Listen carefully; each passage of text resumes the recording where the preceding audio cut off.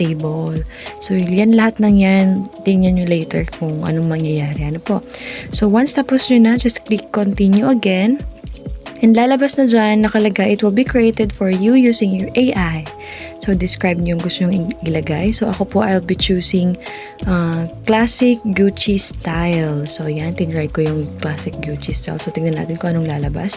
Click generate lang and wait for the result. So, yun, konting hintay-hintay lang. Tapos, may lalabas dyan na result.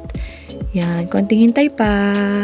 And yan, tada! But, sabi dito po, editing faces, hands, or legs isn't intended for magic edit. So, kung makikita nyo dyan, yung kamay parang na-deformed. So, mas maganda yung hindi masyadong kita ang kamay or walang kamay. Ano po? So, ako po, may pinili akong photo dyan na galing